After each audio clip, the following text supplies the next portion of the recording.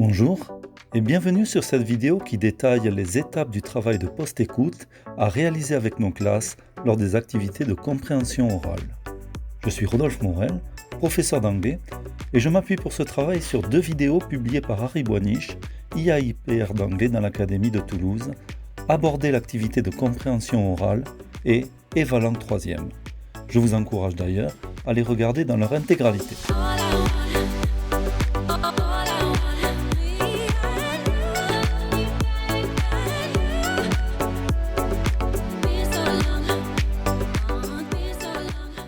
L'activité de post-écoute consiste à favoriser l'entraînement des élèves aux compétences orthoépiques, c'est-à-dire à les familiariser à la correspondance entre les règles de prononciation et les règles graphiques. Dans cette optique, il est recommandé de travailler en post-écoute l'analyse d'extraits très courts issus des documents étudiés en compréhension de l'oral. Ce travail sera prolongé hors la classe pour entraîner les élèves à tendre vers une prononciation authentique. Le travail de l'enseignant, pour cette activité, consistera à sélectionner un passage de quelques secondes suffisamment riche pour permettre l'étude des phénomènes du discours spontané. Cela veut dire que dans l'audio ou la vidéo d'abord étudiée pour le sens, il s'agira de sélectionner un fragment court où l'on entend du discours rapide qui recèlera très probablement l'un ou plusieurs des phénomènes qui nous intéressent.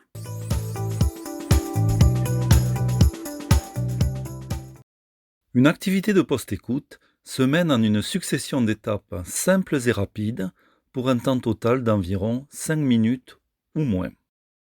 Tout d'abord, on commence par demander aux élèves de retranscrire le segment entendu à l'aide de plusieurs écoutes, de 5 à 10.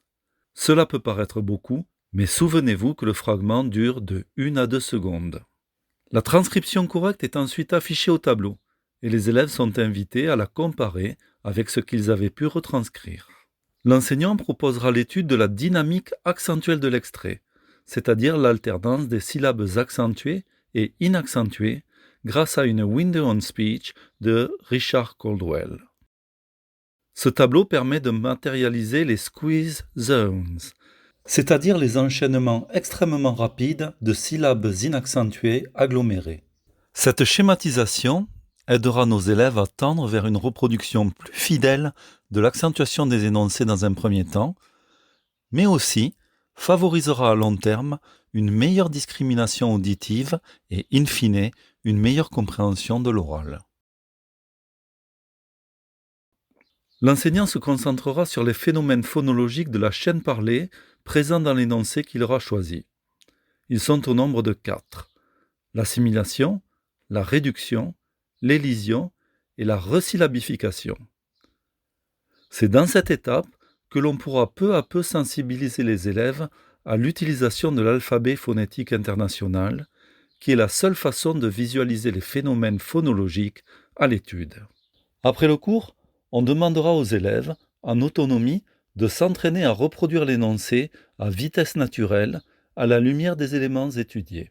Enfin, l'enregistrement et le script seront mis à disposition des élèves sur le NT afin de permettre la réécoute, notamment des passages les plus complexes, ainsi qu'une meilleure imprégnation du lien graphie-phonie pour les élèves qui le souhaitent.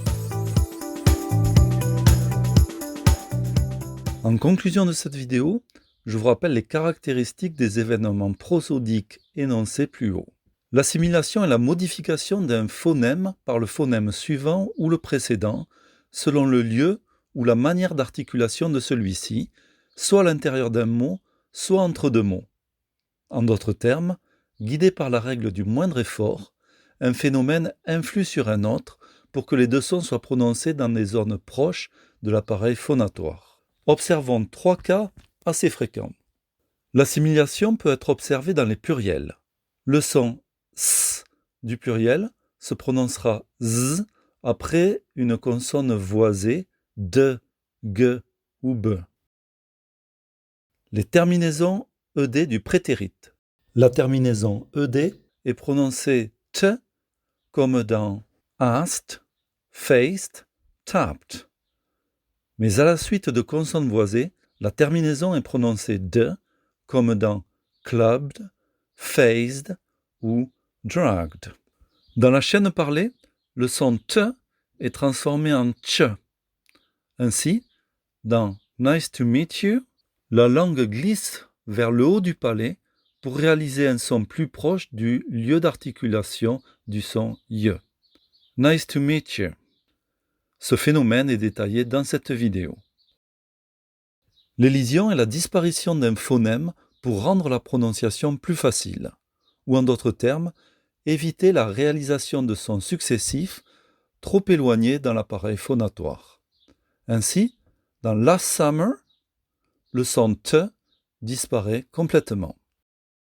La réduction est, dans un souci d'économie, la transformation de la prononciation d'un mot ou d'une suite de mots, la plupart du temps incluant des mots grammaticaux selon une forme faible.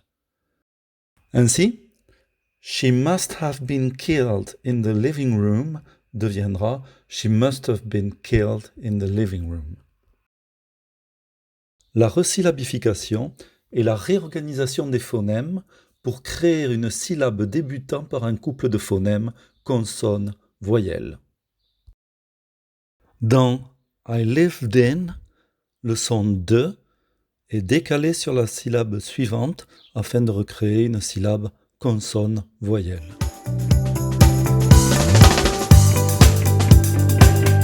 Enfin, et en conclusion, si vous ne vous sentez pas toujours à l'aise face à ces phénomènes de la chaîne parlée et souhaitez d'autres exemples concrets, vous trouverez sur YouTube de nombreuses vidéos illustrant tous ces phénomènes. Le site YouGlish vous permettra de trouver des occurrences d'énoncés présents dans des vidéos YouTube. Vous trouverez dans la description de la vidéo un lien vers une vidéo présentant les avantages de YouGlish.